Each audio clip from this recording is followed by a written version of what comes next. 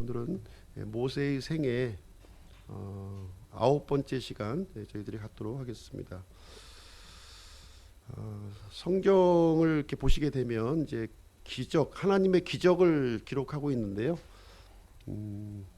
이 기적은 굉장히 그 제한적인 시대에 이렇게 나타났습니다. 모든 시대에 나타났던 것이 아니라 극히 이제 인류 역사로 보시게 되면 한 200년 정도, 200년 정도의 기간 동안에 이 하나님께서 기적을 이제 나타내 보이셨는데요.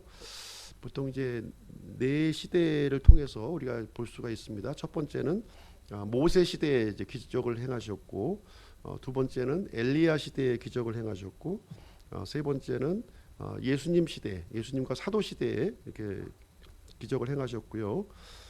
그리고 이제 마지막으로 7년 환란기 때 그때 이제 하나님께서 기적을 또 이제 보여주시게 되는데 오늘 이 시간에는 모세 시대의 기적에 대해서 함께 살펴보는 시간을 갖겠습니다. 성경 본문은 우리가 이제 7장 1절부터 5절까지 읽었는데요. 실제 내용은 7장부터 12장까지 12장까지의 내용을 우리가 좀 요약해서 살펴보는 그런 시간을 갖도록 하겠습니다.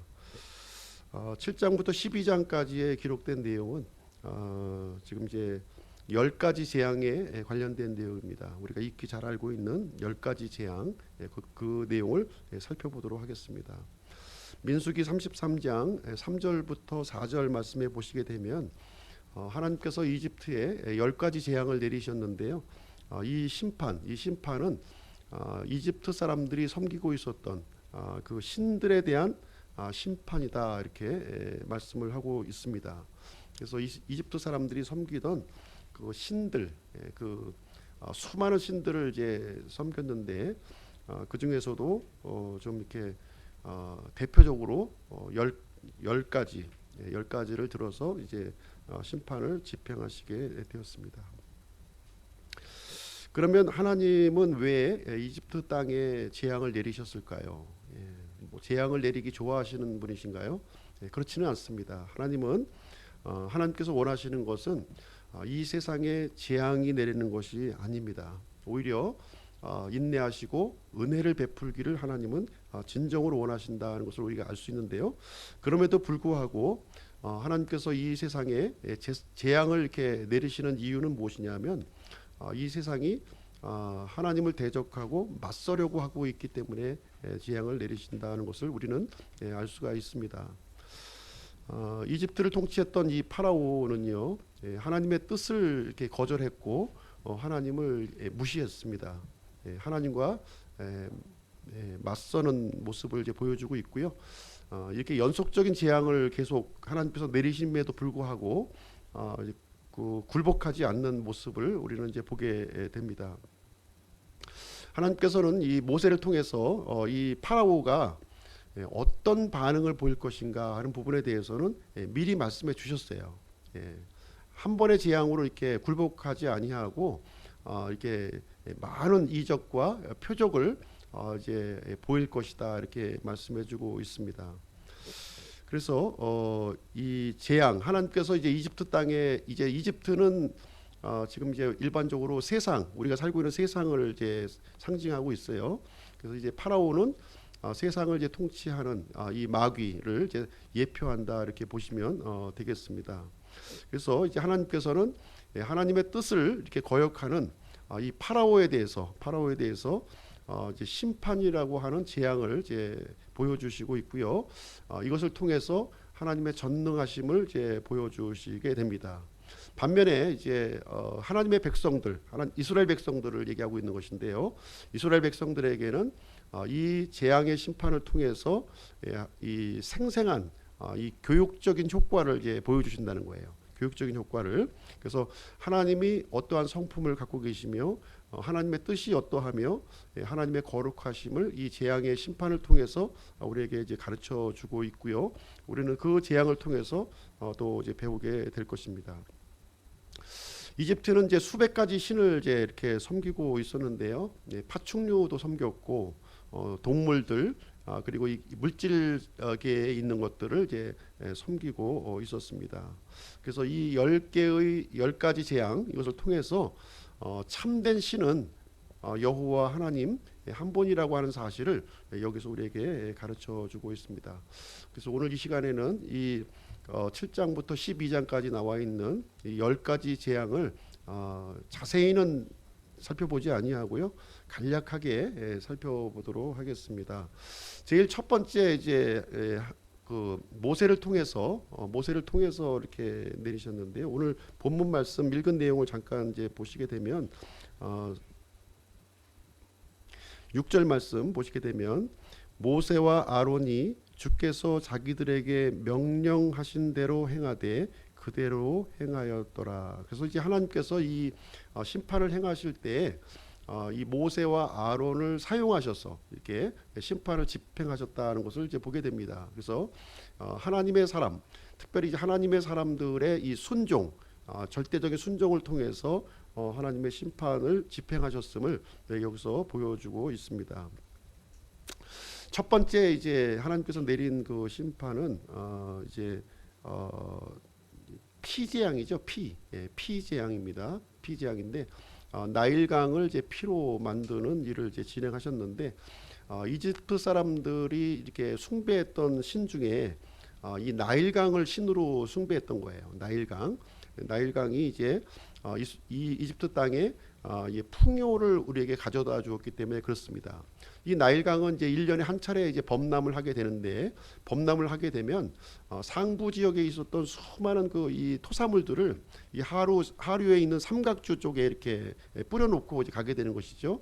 그렇게 되면은 매우 이제 비옥한 토양으로 이제 변화가 됩니다. 그러면 이제 씨만 뿌리면 아주 풍성하게 자라는 그런 일을 이제 갖고 있었기 때문에 이 나일강을 이 풍요의 상징, 풍요의 원천으로 이렇게 보아서 신으로 이제 섬기는 그런 일을 이제 진행하였습니다. 근데 하나님께서는 이 모세를 이제 사용하셔서 이집트가 숭상하던 숭배하던 이 나일강을 피로 변하게 하는 이런 기적을 행하셨습니다. 그래서 피로 변하게 되니까 이제 나일강은 이제 물고기도 살지 못하고 또 악취가 나서 그 물을 먹을 수 없는 그런 상황이 이제 되었습니다. 그래서 이 나일강이 더 이상 이 그 이집트 사람들에게 이게 풍요를 제공해주지 않는다 하는 것을 이제 이 기적을 통해서 알려주시는 이제 내용이 이제 되겠습니다. 무려 이제 7일 동안 이 기적이 집행되었는데요. 그랬음에도 불구하고 파라오는 어떠한 태도를 가졌냐면 강팍한 마음을 가졌고 굴복하지 아니했다 이렇게 하면서 7장 22절 말씀을 통해서 보시면 거기에 기록이 되어 있습니다. 하나님의 이 기적을 이제 눈으로 목도했음에도 불구하고 이 강팍한 마음을 가졌다는 거예요. 마음에 완악한 마음을 이제 가졌고 하나님의 이 명령, 내 백성 이스라엘 백성들을 이제 나오게 하고 이제 나를 섬기게 광야에서 사막에서 나를 섬기게 하라는 명령을 이제 정면으로 거부하는 이 파라오의 모습을 우리는 볼 수가 있습니다.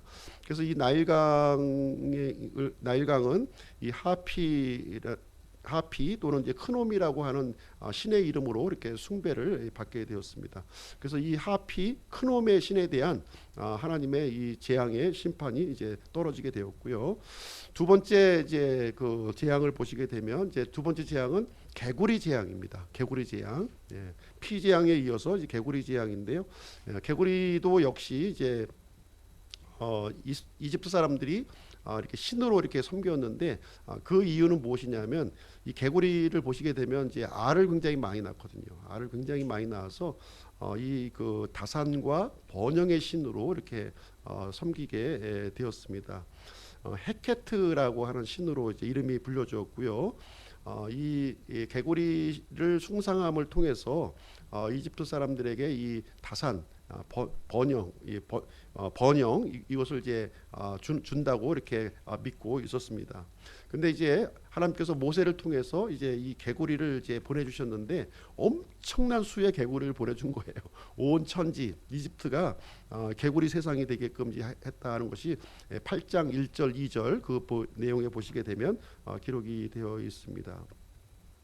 이 개구리가 이제 튀어나오는데 온갖 군데서 다 튀어나오는 거죠. 이제 침실, 또 잠자는 침실에서도 튀어나오고 얼마나 징그럽겠어요, 그죠? 이불을 들추니까 그냥 막 개구리가 막 부글부글 하고 있으니 잠도 자지 못하고, 또 주방 또 밥 짓는 그런 곳에서도 이렇게 개구리가 막 계속 튀어나오고, 거실에도 개구리, 그리고 발로 밟는 데마다 다 개구리가 찍찍찍찍 밟혀서 죽게 되는 그러한 모습이, 흉측한 모습. 이 개구리가 이 다산과 번영의 상징이 아니라 참 이 고통과 괴로움의 모습으로 이제 보여주고 있는 그런 모습을 이제 보여주게 되었습니다. 그러다 보니까 이제 제발 좀 이 개구리 좀 이제 물러나게 해달라고 이렇게 얘기를 하니까 개구리가 또 물러갑니다. 그러니까 물러가자마자 또 파라오는 또 다시 마음을 강팍하게 또 갖게 되는 모습이 이제 8장 15절에 또 기록이 되어 있어요. 8장 15절에 보시면 또 이 마음을 강팍하게 하였다 이렇게 기록이 되어 있습니다. 이어서 이제 세 번째 재앙이 또 이제 쏟아지게 되는데요. 세 번째 재앙은 어떤 재앙이냐면 이 재앙입니다. 이 아시죠? 옛날에 우리 석회 그 이제 따뜻한 양지에 가서 이제 이렇게 앉아 있으면은 이제 지금은 이제 우리 세진자면 잘 모르겠지만은 이제 석회라고 이게 막 이제 기어 나오는 거예요. 그러면 허옇게 기어 나오면은 그거 이제 잡고 이제 했던 기억이 나는데 이 재앙이에요. 이 재앙인데 세트라고 하는 이름으로 이렇게 불려졌습니다. 세트인데 이것은 이제 어떤 신이냐면 땅의 신이에요. 땅신. 우리도 이제 옛날에 보면은 지신 섬겼잖아요. 지신 섬긴 것처럼 땅을 신으로 이렇게 이집트 사람들은 이제 섬겼습니다. 그래서 이제 모세가 땅에 티끌을 이제 치니까 이집트 온 땅에 이때가 그냥 버글버글 했는데 뭐 약간 있는 것이 아니라 아주 수북하게 싼 거예요. 콧구멍에도 들어가고 귓구멍에도 들어가고 이제 온갖 곳에 막 들어가서 견딜 수 없게 만드는. 개구리 재앙은 좀 약과죠. 개구리는 이렇게 피할 수도 있는데 이 재앙은 이게 마치 티끌과 같이 우리 전체를 이제 덮쳤기 때문에 도저히 견딜 수 없는 그런 상황이 이제 되었습니다. 그런데 이제 그 첫 번째와 두 번째 재앙은 이집트 마술사들이 이제 흉내를 조금은 냈어요. 전반적인 모습은 아니었지만 흉내를 좀 냈는데 이 세 번째 재앙부터는 이제 흉내를 이제 내지 못하게 되고요. 이제 하나님의 손가락이 하셨다, 하나님의 권능으로 이 일이 이루어졌다는 것을 이집트 마술사까지도 인정을 하게 됩니다. 처음에 이제 이 그 파라오는 이스라엘의 하나님이 누구이관데 이렇게 이제 일관되게 이제 주장을 했었는데 이 하나님의 이 존재감이 조금씩 이 파라오에게 이제 전달되고 있는 모습을 이제 보게 됩니다. 그래서 이제 또 이제 이걸 물리쳐 달라고 또 이제 또 아우성을 또 치니까 모세가 또 이제 기도해서 이제 물러나게끔 이제 하게 됩니다. 그렇게 하니까 8장 19절 말씀해 보시게 되면 물러가자마자 이제 또 파라오는 어떤 생각을 또 갖게 되냐면 참 화장실 갈 때의 마음이 틀리고 화장실 이제 또 나올 때의 마음이 틀리다고 역시 이제 마음을 또 이게 강팍하게 하는, 세 차례 영고포 이런 그 하나님의 심판이 퍼부어지면 참 이제 굴복할 만도 한데 끝끝내 이 마음을 끝까지 강팍하게 하는 이 파라오의 모습을 이제 우리는 보게 됩니다. 이것이 이제 마귀가 갖는 속성이라고 보시면 돼요. 마귀는 하나님께서 아무리 재앙의 심판을 해도 이제 또 힘들 것을 느끼지만 결국은 끝까지 이제 이 반항하는 모습을 보여주고 있습니다. 자, 네 번째 재앙을 이제 말씀드리겠습니다. 네 번째 재앙은 이제 파리 재앙이에요. 파리 재앙인데요. 이 파리 재앙은 이 파리라고 하는 뜻이 이제 그 우리가 이제 보통 날아다니는 이 파리 이제로 생각하기 쉬운데 이 원어에서 얘기하고는 이 파리라고 하는 뜻은 무슨 얘기냐면 온갖 종류의 이 그 곤충들이라고 보시면 돼요. 온갖 종류의 곤충들을 이렇게 총칭해서 이 파리라고 이제 표현을 이제 쓰고 있는데 우리말로는 이제 파리로 이제 번역은 좀 되어 있는데요. 그래서 이제 이 파리는 이제 이 곤충들의 이런 그 이제 대왕으로 보시면 됩니다. 곤충의 대왕. 그래서 곤충의 대왕으로 보시면 되겠고요.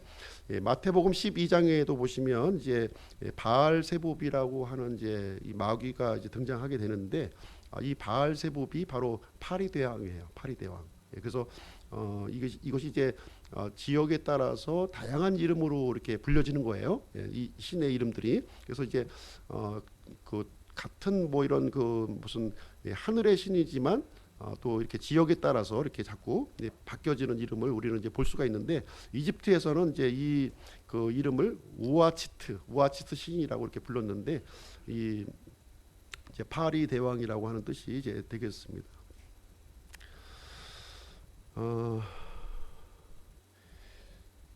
근데 우리가 이제 여기서 이제 한 가지 좀 짚고 넘어갈 것은 무엇이냐면 첫 번째부터 세 번째 재앙까지는 이집트 전역에 이제 이 하나님의 재앙이 이제 퍼부어졌고요. 이스라엘 사람과 이집트 사람이 동일하게 고통을 당했어요. 그런데 지금 이 파리 재앙부터는 이제 하나님께서 이스라엘과 이집트를 이렇게 구분시킵니다. 분리시켜서 진행을 하게 되고요. 이스라엘 백성들은 이 재앙으로부터 보호해 주시고, 그 다음에 이집트에만 집중적으로 이렇게 그 재앙을 집중해서 이렇게 시켜주게 됩니다. 그래서 8장 21절 22절에 보시게 되면 하나님께서 이스라엘 백성들을 이렇게 분리시키는 모습을 볼 수가 있습니다. 한번 21, 22절 제가 한번 읽어드릴게요. 내가 만일 내 백성을 가게 하지 아니하면 보라 내가 너와 내 신하들과 내 백성과 내 집에 파리떼를 보내리니 이집트 사람들의 집에 파리떼가 가득하며 그들이 거하는 땅에도 그러하리라. 그 날에 내가 내 백성이 거하는 곧센 땅을 분리시켜 거기에는 파리떼가 없게 하리니 이것은 내가 땅의 한가운데에 있는 주인 줄을 내가 알게 하려 함이라. 그러면서 이제 이집트와 이스라엘을 이제 분리해서 이스라엘은 이 재앙으로부터 보호해 주시고 그 이집트 땅에는 이 재앙을 이제 집중적으로 하나님께서 퍼부으시는 내용을 이제 진행하게 됩니다. 이스라엘 사람들은 어떻게 느꼈을까요? 이제 세 번째까지는 지금 아주 뭐 본인들도 굉장히 힘들어했지만 네 번째 이제 파리 재앙부터는 이제 그 이집트 사람들이 거주하는 그 땅을 보게 되면 아주 시커먼 아주 새카만 그 재앙의 구름이 이제 뒤덮여 있고 자기들에게는 이제 아주 찬란한 빛이 이제 비춰져 있는 그 모습을 아마 바라보게 되었습니다. 이 파리 때 이 재앙을 통해서 이 파라오는 이제 너무 견디기 힘드니까 이제 타협안을 제시를 하게 됩니다. 8장 28절에 이제 이제 타협안을 제시하는데요. 또 이제 이 재앙이 또 지나가 버리자마자 또 언제 약속했냐 듯이 또 이거 지키지 않게 되고 완악한 모습을 다시 이제 갖게 됩니다. 그래서 이제 그 순간에만 모면하려고 그러는 거예요. 지금 이제 그 순간 그 아주 위험한 순간만 지나가면 다시 또 원상으로 복귀해서 또 이제 딱딱한 그 마음을 품게 되는 그런 모습을 이제 보게 됩니다. 다섯 번째 재앙을 지금 보겠습니다. 다섯 번째 재앙은 어떤 재앙이냐면 전염병 재앙이에요. 전염병. 이 가축들에게 전염병을 이제 일으키는 그런 이제 재앙이 이제 되겠습니다. 요즘 이제 많이 도는 전염병이 뭐죠? 돼지열병, 그렇죠? 돼지열병과 같은 그런 이제 구제역 이런 것들이 이제 때때로 이제 우리에게 전염병이 돌고 있는데 그와 같은 전염병을 온 가축대에게 이제 퍼부게 되었는데 이것은 이제 어떤 신에 대한 심판이냐면 이집트 사람들은 이제 가축 중에서 소를 이렇게 숭배했던 거예요. 소. 그래서 이제 아피스라고 불렸는데 아피스 신에 대한 심판이 이제 되겠습니다. 이 아피스 신이 가축들을 이렇게 보호하는 그런 이제 신인데 이 하나님께서 내리신 이 재앙에 대해서는 속수무책으로 지금 이제 당하고 있는 모습을 이제 보여주고 있습니다. 이집트에 있는 모든 가축들은 죽었지만 이렇게 이제 전염병을 걸렸지만 이스라엘에 있는 가축들은 조금도 손상을 입지 않게 되었습니다. 근데 이 파라오는요 이 이집트에 있는 많은 이 가축들이 이렇게 뭐 열병이다, 뭐 구지역이다 하고서 난리를 쳐도 그거는 나하고 상관없는 일이다. 백성들이 고생하는 거지. 나는 궁궐에 아주 그 음식을 많이 비축해놨기 때문에 나하고는 상관없다. 이렇게 얘기하면서 이제 이 계속 이 굴복하지 아니하고 이 강팍한 그런 마음을 갖게 됩니다. 그 내용이 이제 9장 7절에 이제 나와 있고요. 9장 7절에 역시 파라오의 마음이 강팍해져서 그 이스라엘 백성들 내보내지 않는 그 모습을 이제 보여주게 됩니다.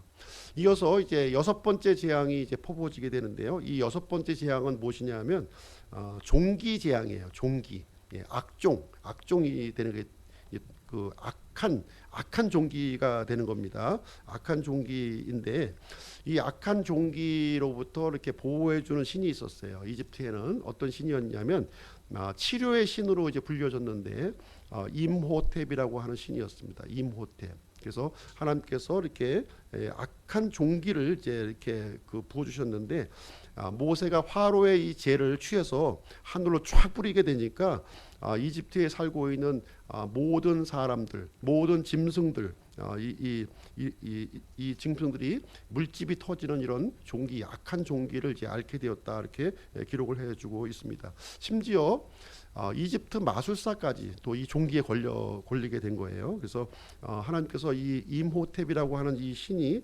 무력한 신이라고 하는 사실을 여기서 이제 나타내 보여주셨습니다.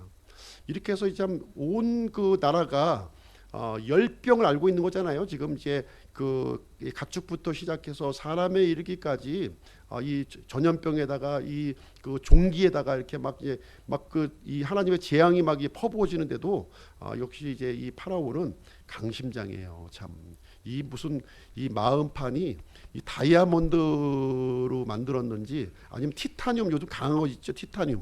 티타늄으로 만들었는지 뭐 요즘 뭐 이 좀 어떤 사람이 좀 생각나긴 하는데 아주 그냥 그 이 철면피 그냥 바늘로 찔러도 그 손상이 하나 나가지 않는 티타늄 가면을 쓰고 이 심장까지 티타늄으로 이렇게 무장을 한 이 파라오의 모습을 보게 되는데요. 이 마음을 강팍하게 갖고 백성들의 고통하고 나하고는 상관이 없다 이거예요.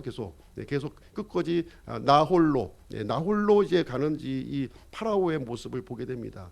이게 얼마나 고통스럽겠어요. 백성이 이렇게 백성이 고통스러우면 참 이렇게 더 이상 백성을 고통스럽게 하지 말아야 되겠다. 이런 긍휼한 마음을 가지고 이 이스라엘의 하나님 앞에 굴복하며 나와야 될 텐데 절대 그러지 않는다는 거예요. 절대 그러지 않는 모습 보게 됩니다. 9장 12절 또 말씀해 보시게 되면 파라오의 마음을 강팍하게 이제 갖게 되었다 이렇게 기록하고 있습니다. 자, 하나님께서 이제 또 다음 일곱 번째 재앙을 또 이제 퍼부으시는데 참 이 정도면 좀 이제 굴복할 만도 한데 안 하죠. 하나님은 근데 이걸 미리 다 아셨어요. 하나님께서는 열 번째 재앙에 가서야 파라오가 두 손 들게 될 것이다. 지금 이렇게 얘기하시면서 일곱 번째 재앙이 이제 이어지게 됩니다. 일곱 번째 재앙은 이제 어떤 재앙이냐면 9장 18절, 19절에 이제 나와 있는 내용이에요. 18절, 19절에 나와 있는데 거기에 보시게 되면 우박 재앙입니다. 우박 재앙인데요. 이것은 이제 이집트에서 섬기는 어떤 신이 있냐면 누트라고 하는 신이 있어요. 누트라고 하는 신은 하늘의 신이에요. 하늘의 신이고 또 수라고 하는 신이 있습니다. 이 수라고 하는 신은 대기의 신이에요. 대기의 신인데 하나님께서는 이집트 전역에 극심한 우박을 이제 내려주셨는데 이것은 이집트 창건 이래 경험하지 못했던 우박이었다 이렇게 얘기하고 있어요. 그렇다면 이제 지금 우리가 지금 일반적으로 맞이하는 이 조그마한 우박 뚜두둑 떨어지는 것이 아니라 상당히 그 큰 우박이라는 거예요. 최소한도 뭐 이렇게 그 농구공 크기 정도 한번 빵 맞으면 이제 죽을 그런 정도의 아주 크기가 큰 우박이 떨어졌다고 하는 사실을 알 수가 있습니다.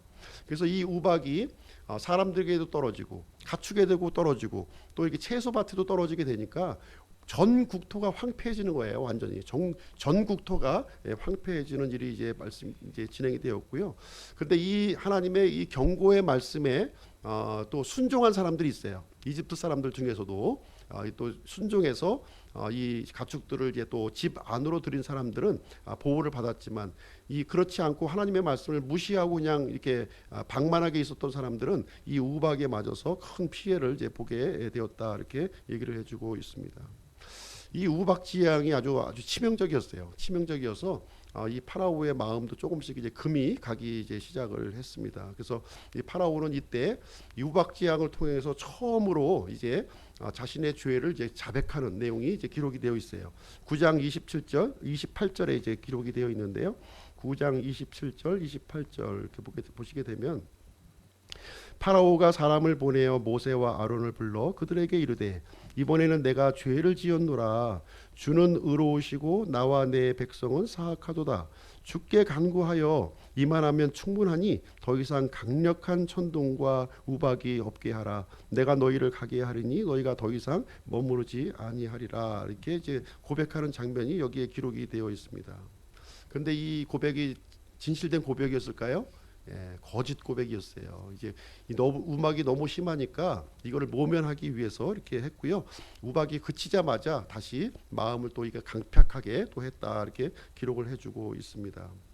이어서 이제 하나님께서는 이제 8번째 재앙을 이제 보내시게 되는데, 그 8번째 재앙은 뭐냐면 메뚜기 재앙입니다. 메뚜기 재앙.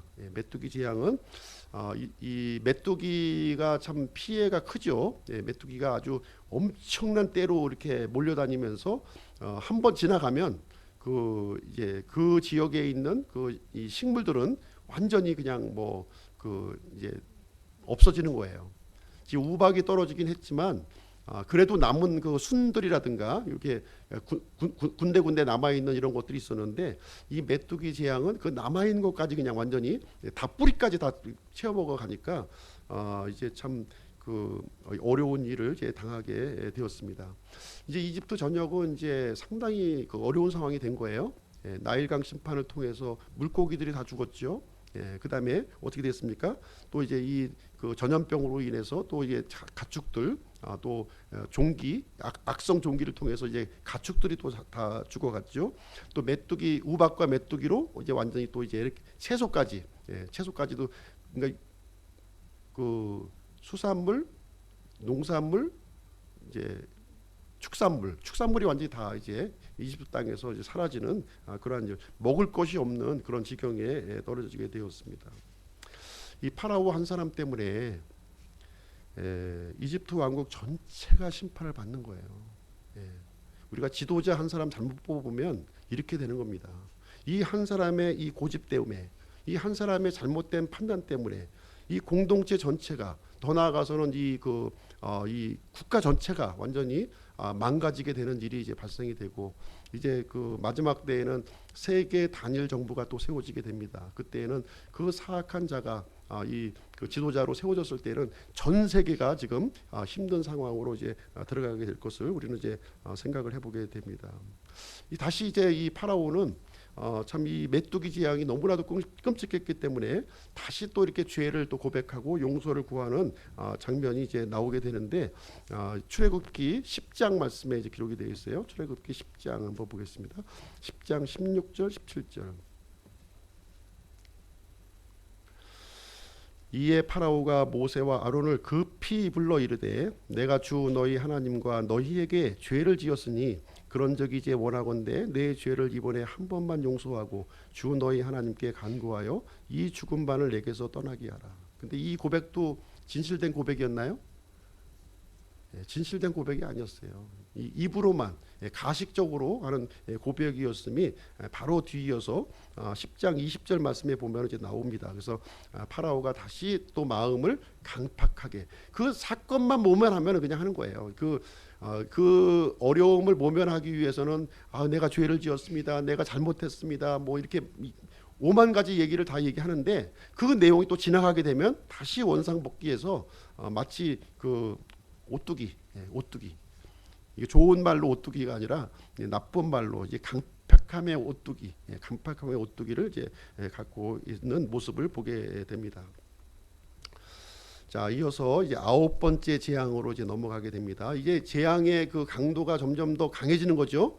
재앙의 강도가 점점 더 극심하게 하나님께서 이 파라오를 다루시는 모습을 이제 보시게 됩니다.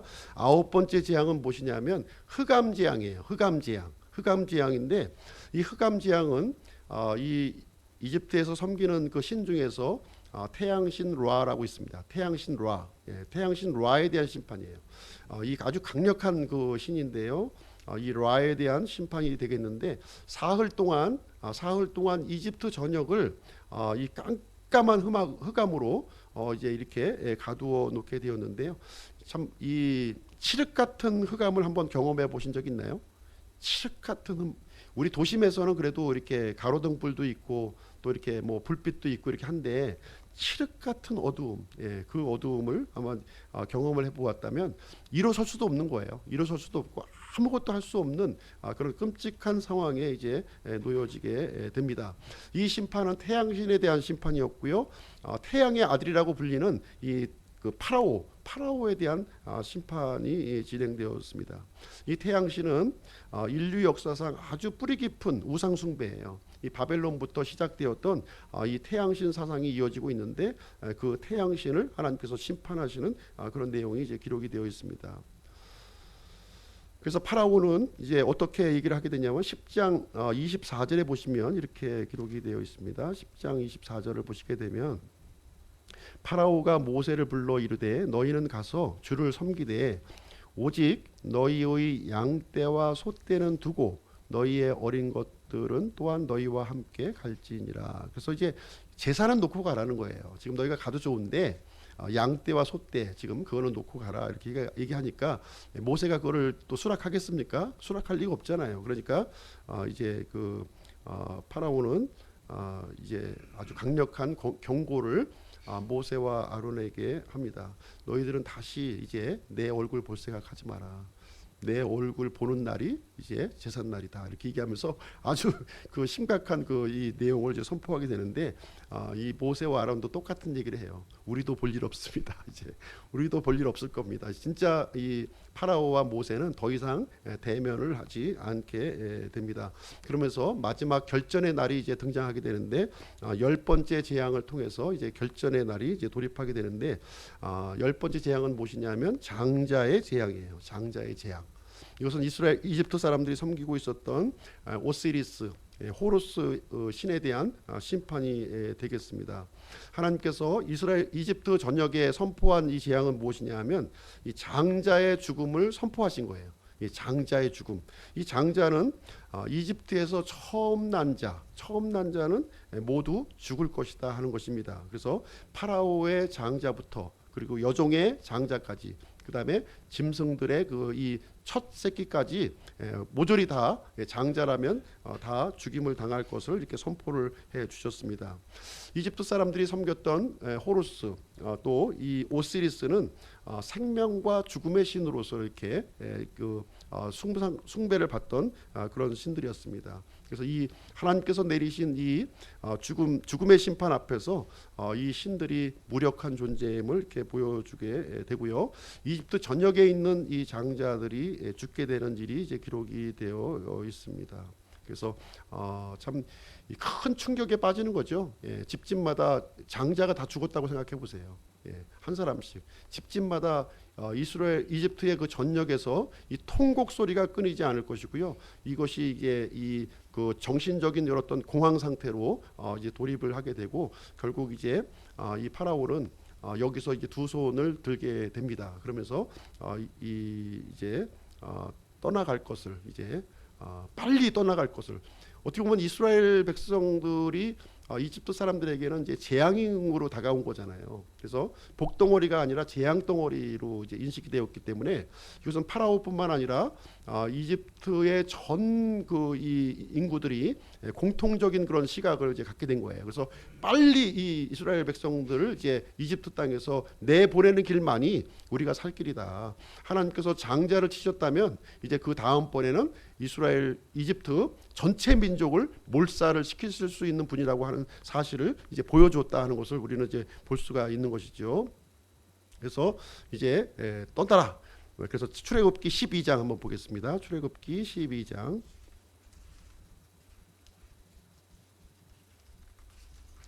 출애굽기 12장 31절 32절 제가 한번 읽어 드릴게요. 31절 32절. 밤에 파라오가 모세와 아론을 불러 이르되 너희와 이스라엘 자손은 일어나 내 백성 가운데서 떠나며 너희가 말한 대로 가서 주를 섬기고 너희가 말한 대로 너희 양떼와 소떼도 가지고 가며 또 나를 축복하라 이렇게 얘기하면서 이스라엘 백성들을 이제 하나 이제 보냅니다. 너희들이 요청한 내용 하나도 삭감 없이 100% 내가 수용해서 이제 받아들여 주겠다 하면서 이제 완전히 이제 굴복하는 장면이 이제 기록이 되어 있고요. 33절부터 36절도 한번 보겠습니다. 33절부터 36절. 이집트 사람들은 말하기를 우리가 다 죽은 자가 되었도다 하며 백성을 재촉하여 그 땅에서 급히 내보내려 하였으므로 반죽이 발효되기도 전에 백성이 자기들의 반죽과 빵 반죽 그릇들을 가져다가 옷에 묶어 어깨에 매니라. 이스라엘 자손이 모세의 말대로 행하여 이집트 사람들에게서 은보석과 금보석과 의복을 빌림에 주께서 이집트 사람들의 눈앞에서 백성에게 호의를 베푸사 그들이 요구하는 것들을 그들이 빌려주게 하셨으므로 그들이 이집트 사람들을 노력하였더라. 그래서 이스라엘 백성들은 이집트에서 거의 한 200여 년 이상 이제 거주를 했습니다. 그래서 노예로 이제 거주를 하게 되었는데요. 그 노예로 일한 그 삭슬 이제 하나님께서는 가져가게끔 하셨어요. 그래서 이스라엘 사람들이 원하는 모든 것들을 이집트 사람들에게서 이렇게 빌리게 하셨고 승자로서 승리의 그 군사로서 모든 것들을 이렇게 노력해서 이렇게 가져갔다 이렇게 기록하고 있고요. 이 금보석과 은보석은 나중에 이제 성막을 만들 재료로 이제 사용된다는 것을 우리는 이제 보게 됩니다. 결론을 내리도록 하겠습니다. 굉장히 아주 속도감 있게 10가지 재앙을 이제 함께 살펴보았습니다. 이 10가지 재앙을 통해서 우리 자신을 한번 좀 점검을 해볼 필요가 있는 것 같아요. 하나님께서 내리시는 이 재앙을 통해서 우리 자신을 점검을 해야 되겠습니다. 첫 번째는 이 파라오를 통해서 우리는 배울 필요가 있다는 것입니다. 파라오를 통해서 하나님께 이렇게 불순종하면서 이렇게 고집을 피우고 있지 않은가 하는 것들을 우리는 좀 점검해 볼 필요가 있습니다. 하나님 앞에서 우리가 또 습관적으로 이렇게 반복해서 범하는 그런 죄는 없는가 하는 것을 돌이켜 봐야겠습니다. 그래서 하나님 앞에 우리가 이 굴복해서 순종하는 마음으로 나오는 사람이 지혜로운 사람이라는 거예요. 이 파라오 같이 끝까지 이렇게 그 강팍한 마음을 품고 고집을 피우는 것은 매를 자초하는 거예요. 그렇죠? 빨리 이렇게 하나님 앞에 이렇게 무릎 꿇고 나오는 것이 바로 이제 지혜로운 그런 행동이다 하는 것을 이제 볼 수가 있습니다. 끝까지 고집 피우게 되면 장자를 잃는다는 거예요. 내가 가장 중요한 것을 잃어버릴 수밖에 없다 하는 것을 이 그 재앙의 심판을 통해서 우리에게 보여주고 있는 내용이 되겠습니다. 두 번째는 우리가 이제 기억해야 될 것은 무엇이냐면 하나님의 주권 아래에서 살아야 된다는 거예요. 우리가 하나님의 주권 아래에서 살아야 돼요. 비록 우리가 그 이 세상에 살아가고 있는 삶이 쉬운 것은 아니에요. 왜 그렇습니까? 이 세상을 통치하고 있는 신이 바로 이제 마귀이기 때문에 그래요. 마귀가 이 세상을 통치하고 있는 거예요. 그래서 하나님의 이 백성들이 이 마귀가 통치하는 이 세상에서 살아간다고 하는 것이 쉽지가 않다는 거예요. 어려워요. 그럼에도 불구하고 이 하나님의 백성은 어디에 있어야 돼요?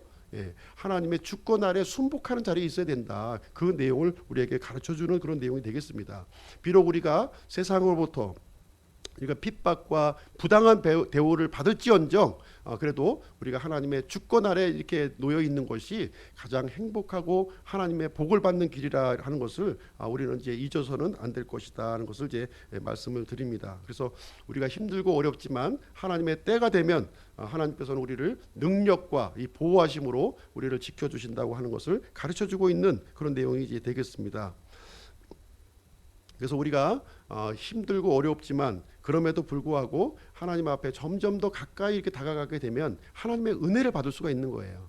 내가 힘들다고 해서 이렇게 하나님으로부터 이렇게 멀리 떠나지게 되면 어떻게 됩니까? 하나님의 이 징계의 심판에 우리가 직면할 수밖에 없다. 이것을 얘기해주고 있습니다. 아무리 어려워도 그래도 이 안에서 이 문제를 풀려고 하고 하나님께 지혜를 구하고 기도하는 가운데 해결하는 것이 중요한 일이다 하는 것을 이제 말씀드리고 있습니다.